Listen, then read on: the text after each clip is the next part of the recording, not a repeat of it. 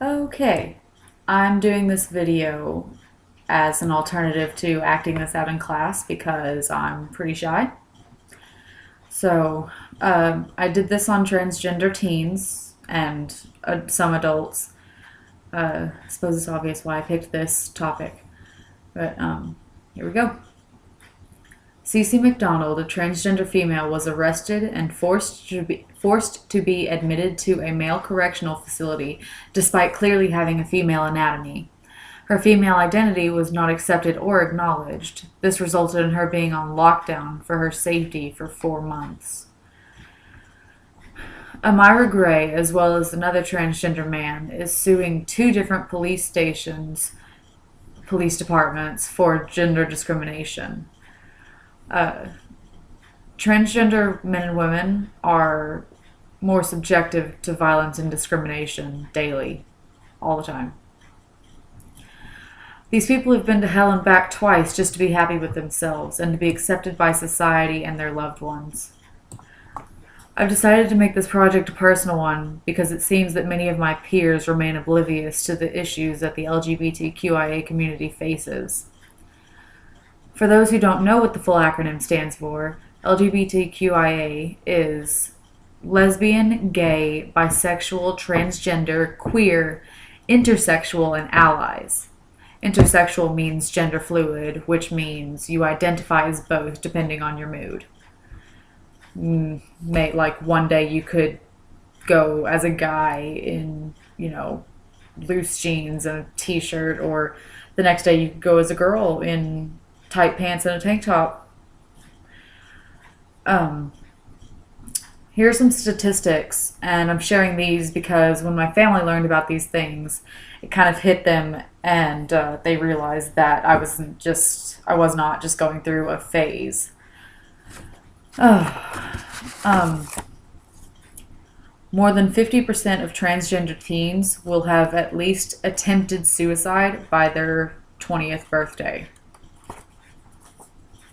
And students that are a part of the LGBT group, meaning lesbians, gays, bisexuals, transgenders, are 5 times more likely to miss school because they feel unsafe after being bullied for their sexual orientation.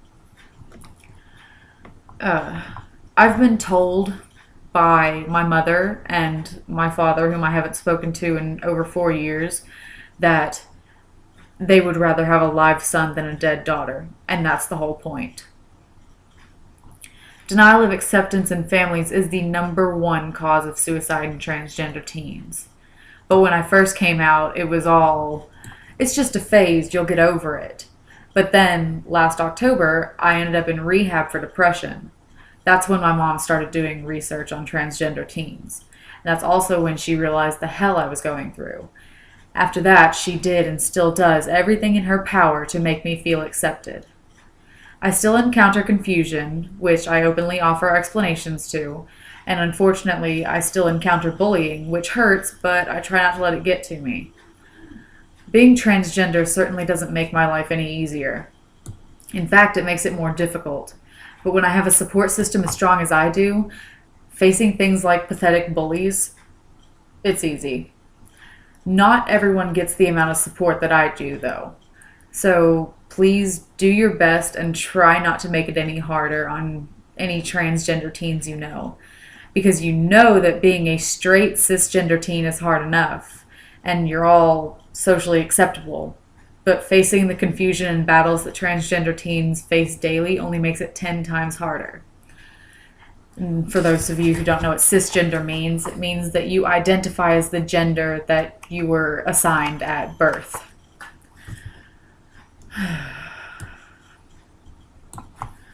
I wanted to get another person's personal account on this, so we're not just going on my word. So I spoke to my friend Oliver, who is also transgender. I asked him some basic questions just to get his side of it, and here's that. He couldn't be here for this because he lives in Keller, but I did write it down, and I'll be reading mine and his lines. My first question was, when did you come out and to whom? And Oliver says, when I was 13 to my family and friends, anyone who I didn't think would judge me for it. I made the mistake of telling one of my friends, and he reacted poorly, and we're not friends anymore on account of me burning in hell like the tranny I am. But it went pretty well. Most people either accepted or at least understood. My second question was, so it went mostly well. How do your parents specifically feel? Are they passive or are they fully supportive in getting you through any treatments you may want? Oliver said, my father pretends it isn't an issue. My stepfather is a devout Christian, so he doesn't believe it. And my mother used to be supportive, but now doesn't believe me anymore. She actually almost kicked me out 3 times since March due to it, and she threatened suicide twice. My third question was, are you aware that transgender teens have the highest suicide rates? And that the number one cause of that is lack of lack of acceptance and support within the family. Oliver says, I know full well about it. To be quite honest, I've been rather close to doing it too. I had a note and everything. What stopped me was a good friend talking me off the metaphorical cliff. To which I replied, I've been on that cliff, believe me. So how is school for you? Oliver says, pretty good. Most people I know are supportive and nice. It's just a bad few. I had a final question, which was, it seems, apart from your family, you have a very strong support system. But what about you? Has being out as transgender made things easier or more difficult? Oliver says, it's hard. I mean, going from being something and someone society accepts to becoming a social taboo isn't easy. And on top of all of the external things, there are the internal emotions that are hard enough to deal with. Honestly, between my case, not every case is the same, but between mine and Oliver's and some of the statistics I found on Google, it's just transgender teens have it harder because of their gender identity crisis. And when I go to school and I see that guy who bullies me every day, it's not making it any easier. I already went through that from myself. I don't need it from someone else.